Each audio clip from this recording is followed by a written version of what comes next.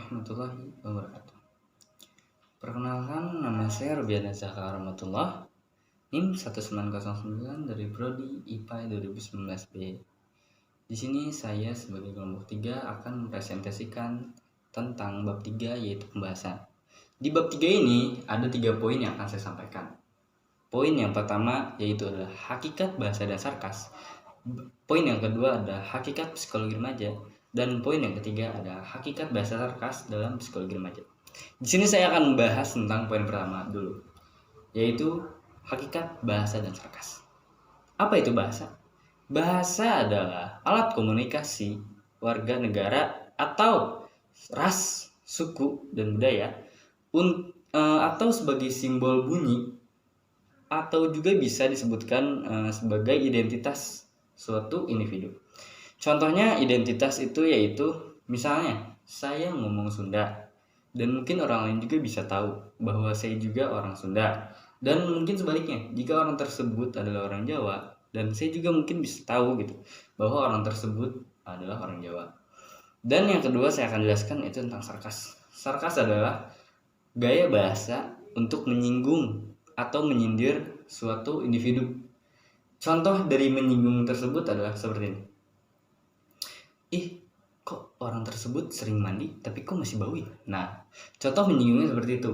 Itu ya namanya juga bahasa sarkas, mungkin bisa berdampak dengan menyakiti hati orang tersebut, orang yang disarkasnya gitu.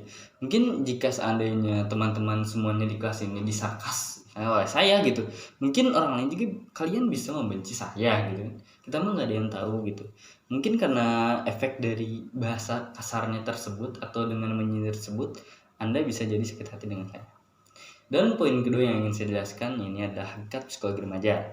Ada dua teori yang ingin saya jelaskan. Tapi yang pertama ada teori dari Jelinger, yaitu teori lampu organik. Teori tersebut menyebutkan yaitu manusia berkembang sesuai dengan aktivitasnya tersendiri. Maksud dari teori tersebut adalah berkembangnya suatu sifat atau psikologi manusia itu tergantung dari sifat orang tersebut atau aktivitasnya gitu. Maksudnya dari aktivitasnya ini apa yang dilakukan oleh orang tersebut sehari-hari. Misalnya orang ini emang biasanya belajar atau belajarnya tekun segala macam, mungkin ia bisa jadi mempunyai pribadi yang baik atau pribadi yang rajin karena sekolah tersebut gitu, karena sering belajar tersebut gitu. Dan untuk memperarah atau mengarahkan gitu agar anak tersebut atau remaja ini aktivitasnya positif, yaitu yang pertama dari keluarga. Kenapa keluarga? Karena keluarga adalah panutan dari anak tersebut. Contohnya, misalnya keluarga tersebut emang sering bahasa kasar, anjing gitu, keluarganya ke anaknya gitu, anjing gitu ke anak. Maaf ya ini ya, bukannya kasar tapi ini contoh gitu. Dan mungkin anaknya juga akan mengaplikasikannya kepada teman-temannya di sekolah. Contohnya seperti ini. Karena emang keluarganya sering ngomong anjing gitu, jadi mungkin dia bisa jadi ketemu temennya, woi anjing lu gitu, karena itu adalah dari keluarganya gitu. Karena lingkungan keluarga itu adalah sekolah paling dasar untuk anak tersebut gitu loh. Dan yang kedua ada teori behavioristik. Teori behavioristik ini menjelaskan bahwa mutu lingkungan sangat berdampak kepada mutu hidup. Karena setiap individu, baik anak kecil, remaja, ataupun orang dewasa, sangatlah sifatnya atau psikologinya itu sangat tergantung kepada lingkungannya. Kenapa bisa? Karena apa yang misalnya ia tempati lingkungannya, misalnya lingkungan tersebut bagus atau lingkungan tersebut baik, semoga aja karena ini masih remaja gitu, jadi bisa jadi ia terbawa oleh lingkungannya. Karena remaja itu prinsipnya masih gampang goyah. Kenapa? Karena prinsip atau idealis dari remaja itu sangatlah tidak realistis kadang-kadang, dan mungkin bisa saja diarahkan oleh lingkungannya menjadi ke arah yang lebih buruk atau lebih baik gitu loh contohnya. Dan dari dua teori tersebut dapat kita simpulkan bahwa psikologi remaja dapat menjadi baik atau buruk itu tergantung lingkungan keluarga dan lingkungan sekitar, maupun itu rumah, maupun itu sekolah, maupun kampus, ataupun sebagainya. Oleh karena itu, kita harus memberikan kebutuhan pokok bagi anak tersebut. Bagaimana kebutuhan pokoknya? Bisa jadi kebutuhan dasarnya, misalnya anak ini ingin apa, oleh keluarga kasih, tapi dengan batasan tertentu, tidak dilebih-lebihkan gitu, tidak baik. Karena itu ya bisa menjadi menimbulkan anak tersebut manja gitu. Dan yang kedua mungkin dari lingkungan, mencari lingkungan yang baik. Misalnya di UPI ada Darut Tauhid. Misalnya anak tersebut, remaja tersebut dimasukkan ke pesantren Al-Alim Darut Tauhid, bisa jadi anak tersebut menjadi anak yang soleh, hafal Quran dan selainnya. Makanya kita harus mengarahkan individu tersebut sebagai keluarga ataupun lingkungannya. Individu itu harus diajarkan yang baik agar tidak timbul perasaan agresif atau ingin marah atau dan semacamnya gitu. Dan selanjutnya ada poin ketiga yang saya jelaskan, yaitu hakikat basis sarkas terhadap psikologi remaja. Di sini ada satu teori yang ingin saya jelaskan, adalah teori eksistensialisme. Apa itu teori eksistensialisme? Saya mengutip ini dari buku filsafat. Mungkin teori ini isinya adalah dapat kita artikan itu tentang kebebasan manusia. Kebebasan dalam berbahasa, kebebasan dalam hal apapun, dan saking bebasnya, dari bebasnya ini, manusia itu ingin selalu mencoba sesuatu gitu. Dari bahasa, misalnya orang ini mendengar gitu, wah anjing lu gitu, dari lingkungannya gitu ya, mendengar kayak gitu, dan mungkin orang tersebut yang mendengarkan kayak, wah bahasa apa nih gitu, dan misalnya bahasa gaul gitu kan zaman sekarang gitu, bisa jadi orang tersebut mengikuti gaya bahasa dari orang-orang gaul tersebut gitu, karena saking bebasnya gitu ibaratnya untuk mengekspresikannya gitu.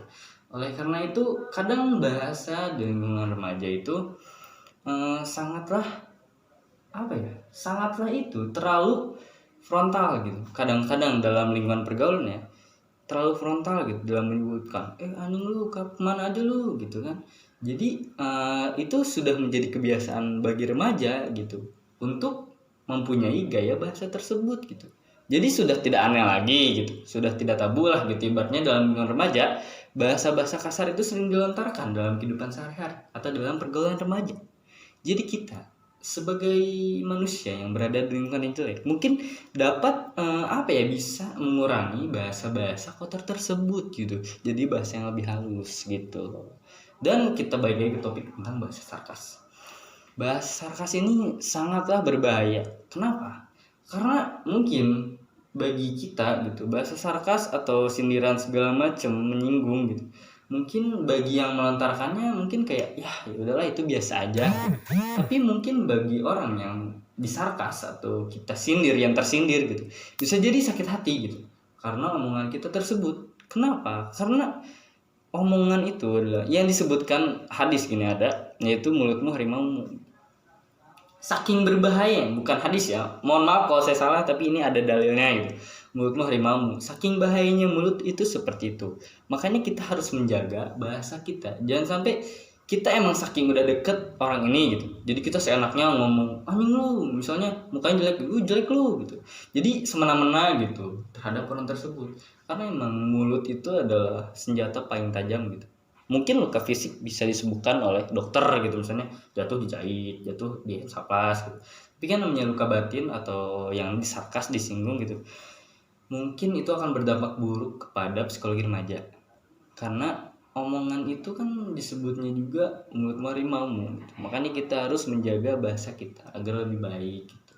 Kesimpulan dari poin ketiga ini adalah kita sebagai manusia harus menjaga bahasa kita, maupun itu ke siapapun orangnya, mau ke orang tua, mau ke teman sendiri, mau ke adik tingkat, mau ke manapun, kita harus menjaga bahasa kita agar lebih baik gitu. Tidak menyinggung siapapun gitu. Apalagi dengan bahasa sarkas tersebut. Jika kita kesal, jika kita emosi dengan orang tersebut, kepada orang tersebut, mungkin lebih baik kita doakan gitu daripada harus kita sindir. Apalagi sekarang kan lagi musimnya yaitu medsos. Wah semuanya bisa gitu kan, nyindir di medsos, di Twitter, di Facebook, Instagram, semuanya bisa disindir loh tersebut. Makanya banyak kasus sekarang yang sedang merebak gitu, ibaratnya viral bahasa sekarang mah Karena penggunaan media sosial yang tidak tahu aturan, saking bebasnya media sosial. Jadi orang menyindir dari situ gitu. Misalnya ada masalah atau ada konflik, mereka menyelesaikannya di medsos gitu dengan cara menyindir orang tersebut gitu. Makanya hati-hati gitu dalam penggunaan bahasa sarkas. Jadi untuk lebih baiknya mungkin kalau orang tersebut melakukan kesalahan, mungkin ada baiknya kita singgung dengan cara halus gitu. Atau mungkin bisa langsung kita sampaikan, jangan dengan cara singgungan gitu. Karena apapun yang kita apapun yang kita omongi gitu, apa yang kita bicarakan, tapi tidak dengan orangnya langsung. Misalnya kita mempunyai konflik, tidak dengan cara langsung, kita ngobrol dengan orang lain, dengan siapa, dan orang tersebut menyampaikan atau orang yang kita sindir itu mendengarkan gitu, tak mengetahui apa yang kita obrolkan gitu tentang menjelek-jelekan dia, walaupun itu demi kebaikan dia, mungkin dia bisa emosi, mungkin dia bisa kesal gitu, karena hitungannya itu julid atau gibah gitu kan. Makanya lebih baik daripada kita menyinggung atau daripada kita menjelek-jelekan orang tersebut dengan bahasa yang kasar, lebih baik kita memberikan memberikan sesuatu gitu. Jadi bahasanya tuh lebih baik dan kita omongkan langsung. Misalnya orang tersebut berbuat kesalahan, contohnya kayak gini, udahlah, kalau mau buang sampah langsung aja ke tempatnya gitu, jangan dibuang sembarangan kayak gitu, nggak baik, ntar banjir repot. Nah kayak gitu contohnya, kan bisa kita beritahu dengan secara baik-baik gitu loh ya. Jadi sekian dari presentasi yang saya sampaikan dari bab 3 yaitu pembahasan. Mungkin bisa dilanjutkan oleh teman saya dari bab 4